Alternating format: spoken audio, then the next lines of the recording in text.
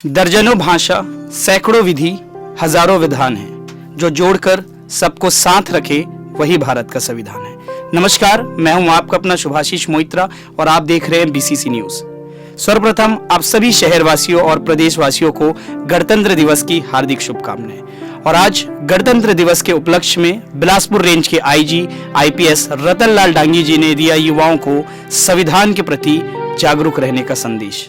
समस्त देशवासियों को गणतंत्र दिवस की हार्दिक बधाई और शुभकामनाएं। गणतंत्र दिवस 26 जनवरी को इसलिए मनाया जाता है कि 26 जनवरी 1950 को देश का जो संविधान है वो लागू हुआ था और यूँ कह सकते हैं कि यही एक जो दिन है वो हमारी असली आज़ादी का दिन है। क्योंकि 1947 में जब देश आज़ाद हुआ था उसके बाद तक जब तक हमारा संविधान लागू हुआ तब तक जो है हमारा देश का शासन प्रशासन गवर्नमेंट ऑफ इंडिया एक्ट 1935 के तहत चल रहा था। कहने का मतलब ये कि वो जो कानून था वो अंग्रेजों की संसद के द्वारा बनाया गया कानून था, वो हमारा अपना कानून नहीं था। लेकिन 26 नवंबर 1949 को जब संविधान बन के तैयार हुआ था उसको संविधान सभा ने अंगीकृत किया था और 26 जनवरी 1950 को लागू किया गया था। और कह सकते हैं कि जो संविधान है वो हमारा प्राण है, संविधान हमारा अभिमान है, हमारा संविधान जो है हमारा स्वाभिमान है, हमारा जीवन है।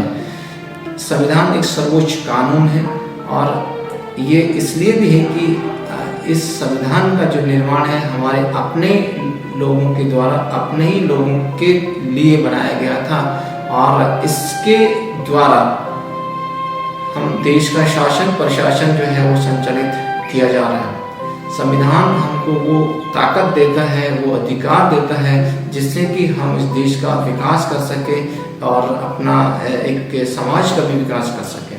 संविधान के अंदर जो हमारे अधिकार जो दिए गए हैं और जो हमें जो कर्तव्य दिए गए हैं उनका विशेष तौर से हमारे जो यूथ है युवा है उनको निश्चित रूप से उनको ध्यान रखना चाहिए, पढ़ना चाहिए। हम यदि अतीत में जाते हैं जब हमारा अपना संविधान नहीं था तो न तो हम हमारे जो लोग थे उनको न तो कोई वोट डालने का अधिकार था, न किसी को शिक्षा प्राप्त करने का अधिकार था। लेकिन जब से हमारा संविधान लागू हुआ है तब से देश में बिना किसी कह सकते हैं कि जाति धर्म लिंग और क्षेत्र का भेदभाव किए हुए सभी जो नागरिक है उनको समान अधिकार प्राप्त हुआ है। संविधान के द्वारा ही सभी बिना किसी गरीबी अमीरी का या कह सकते हैं कि किसी क्षेत्र का भेदभाव के हर नागरिक को एक ऐसे अधिकार प्राप्त हुए हैं जिनके द्वारा वो कह सकते हैं कि जो स्वतंत्रता का जो अधिकार है वो उनको जो भोग करता है। लेकिन साथ ही हम केवल अधिकारों के से ही कह सकते हैं कि मांग नहीं होना चाहिए बल्कि हमको अपने कर्तव्यों का ध्यान रखना चाहिए। क्योंकि आपका जो अधिकार है वो यदि हम उसको एक वॉयलेट यदि हम किसी का अधिकार को वॉयलेट करते हैं तो किसी दूसरे का जो है नागरिक का अहित होता है, उस समय हमको कर्तव्यों का पालन करना चाहिए। और इस संविधान को एक पवित्र ग्रंथ की तरह उसको हमको लेना होगा।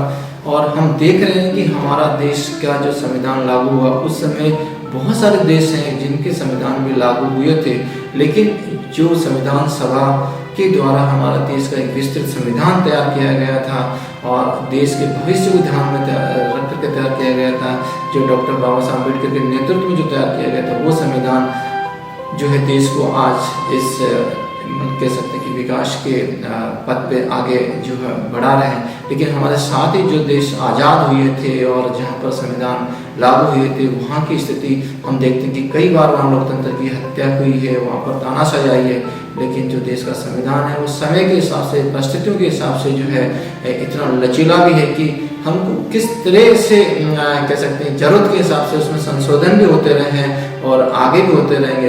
एक तरह से कह सकते हैं कि जो देश का संविधान है वो हमारे लिए एक जीवन है और हमको यदि जीवित रहना है तो संविधान को बचाना होगा, संविधान का पालन करना होगा।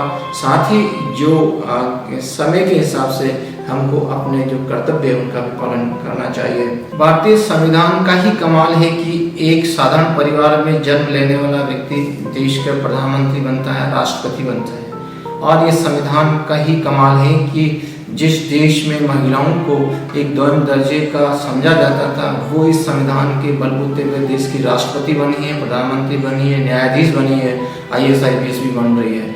तो ये संविधान का ही कमाल है और ये संविधान के ही बलबूते से आज जो भी हमारे जनप्रतिनिधि चुने जा रहे हैं, जिनको हम चुन रहे हैं, संविधान लागू जब नहीं हुआ था, यह हमारा अपना संविधान नहीं था, तब अंग्रेजों का जो शासन चल रहा था उसमें आम नागरिकों को किसी प्रकार का कोई अधिकार नहीं था, न उनको वोटिंग का अधिकार था, न उनकी कोई बात सुनना चाहता था।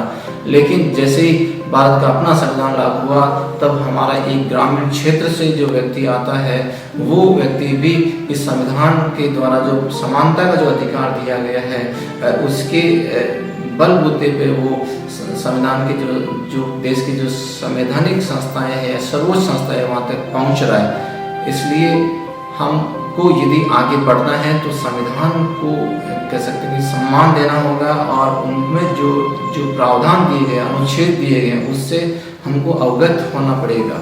ये संविधान का कमाल है। इसलिए सभी जो यूथ हैं, युवा हैं, वो संविधान को पढ़ें, अपने अधिकारों को जानें। ये संविधान की ताकत है कि हम अपना विकास कर सकते हैं, देश को सर्वोच्च स्थान पूरी दुनिया में दिला सकते हैं। इसलिए सभी को जो संविधान का अध्ययन करना चाहिए और संविधान एक तरह से कह सकते हैं कि संविधान जो मेरा एक अभिमान है और संविधान जो है उसी वो अपनी प्राण है, वो अपना जीवन है, हमको उस तरफ जो है विशेष तौर से ध्यान देना चाहिए। ये जो BCC न्यूज़ के द्वारा जो मेरा संविधान मेरा अभिमान जो एक अभियान जो चला है, काफ़ी सराहनीय है।